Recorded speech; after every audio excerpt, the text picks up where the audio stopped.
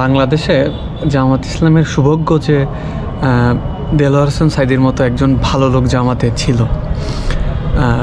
দেলোয়ার হোসেন সাঈদী না থাকলে বাংলাদেশে জামাতের অবস্থা যে কী হইতো সেটা আসলেই কল্পনা করাই যায় না। তো এর কিছু কারণ আছে। আমি যতজনকে বাংলাদেশে এভারেজ শুনি যে তারা কোন দলকে, তারা জামাতকে কেন করে। সো জামাতের প্রথম সারির যারা নেতা ছিল তাদের কথা তো বাদই দিলাম, তারা জামাতকে খুব বেশি, বাংলাদেশে জামাতকে খুব বেশি কিছু দিতে পারে নাই। মানে কোর যারা সমর্থক, তাদের সমর্থক বাড়াতে তারা খুব বেশি ভূমিকা রাখতে পারে নাই। তো দেলোয়ার হোসেন সাঈদীর মতো একজন লোক যে জামাতে ছিল, এটা জামাতের সৌভাগ্য। এখনও পর্যন্ত গ্রামাঞ্চলে জামাত করে, সাঈদীর মতো একটা ভালো লোক জামাত ছিল তাই। সো বিষয়টা এরকম। তো বাংলাদেশে, পৃথিবীতে যে কয়টা দেশে মূলত জামাত আছে, পাকিস্তান, ভারত।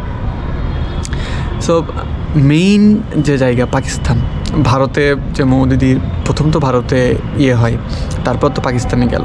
কিন্তু মেইন যে ভারতে নিষিদ্ধ, কিন্তু পাকিস্তানে যে গেল হিসাবে পাকিস্তানে জামাতের মেইন ঘাঁটি হওয়ার কথা। কিন্তু সবচেয়ে মজার বিষয় হচ্ছে জামাতে পাকিস্তান হচ্ছে 10 নম্বর দল। ভারতে নিষিদ্ধ হয়তো, শিওর এটা জানা নেই আমার, তবে পাকিস্তানে জামাত হচ্ছে 10 নম্বর দল। তার মানে গত যে ইলেকশন হইল, জামাত মানে যদি হিসাব করা হয় যে কে কয়টা আসন পাইছে, জামাত একটাও আসন পায় না। তার মানে জামাত খুবই এখানে দুর্বল। তো মানে এই বিষয়টা খুবই লাগছে। আমি গত নির্বাচনে যখন দেখি যে পাকিস্তানে জামাত একেবারে 10 নম্বর দলে লিস্টে যদি তালিকা করে, তো ওর মানে বাংলাদেশে সমর্থকদের দেখবেন যে তারা খুব পাকিস্তান জামাত নিয়ে করে। বা বাংলাদেশে জামাত ইসলামীরা দেখলে যে তারা মনে হয় যে খুব বেশি একটা মানে বড় কিছু করে ফেলছে। তো পাকিস্তানের মতো জায়গায় জামাত এত হাইপ তোলে, বাংলাদেশের যে বিভিন্ন পেজে শেয়ার দেয় বাংলাদেশের জামাতের কর্মীরা। ওই গোলাম আজমও বলছিল যে জামাতের মেইন শাখা হচ্ছে পাকিস্তানে, সদর দপ্তর। তো এই বিষয়ে আমি অবাক হই যে পাকিস্তানে জামাত যেখানে 10 নম্বর দল, সেখানে এরা মানে কিসের কী করে।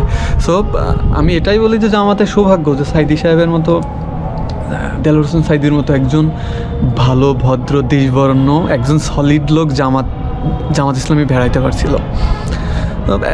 জামাত লাস্ট যে আওয়ামী লীগের নির্যাতন হয়েছে বলেই, যে আওয়ামী লীগ যে নির্যাতনটা করছে জামাতের উপর, একটা সিম্পেতে আসছে বলে জামাতের এখন যে মাঠ পর্যায়ে যে সমর্থনটা কিছু বাড়ছে বা জামাত বড় দল হয়েছে, এইটা বাদে জামাতের যদি ধরি মোটামুটি 14 সালের সময়ও জামাত সংসদে খুব বেশি প্রভাব বিস্তার করার মতো ছিল না। কারণ এর আগের নির্বাচনগুলোতে, বিভিন্ন সংসদীয় নির্বাচনগুলোতে দেখলেই তো বোঝা যাচ্ছে যে জামাতে আসলে কতটা প্রভাব ফেলছে।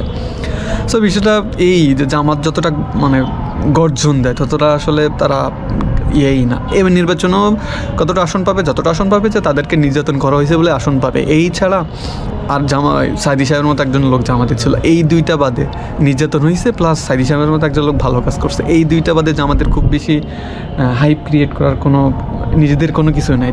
তাদের যেসব স্বভাবসুলভ আচরণ বা তাদের যেসব স্বভাব, এইসব স্বভাবের কারণে তাদের মেইন সদর দপ্তর পাকিস্তানেও সাস্টেন করতে পারে নাই। ভারতে হচ্ছে নিষিদ্ধ, সেটা আলাদা বিষয়। বাট পাকিস্তানে একটা ওপেন স্পেসে তাদের রাজনীতি করার সুযোগ ছিল, কিন্তু তারা পাকিস্তানে সাস্টেন করতে পারে না, ফাংশন করতে পারে নাই। বাংলাদেশের এই যে সৌভাগ্য, বলা যায় যে বাংলাদেশের সৌভাগ্য যে তারা বাংলাদেশের রাজনীতি করার সুযোগ পাইছে। তো এইটাই যে খুব বেশি যে জামাত করবে, যতটা গড় যায় যে হ্যান ত্যান, কোনো কিছুই না আসলে। সবাইকে ধন্যবাদ।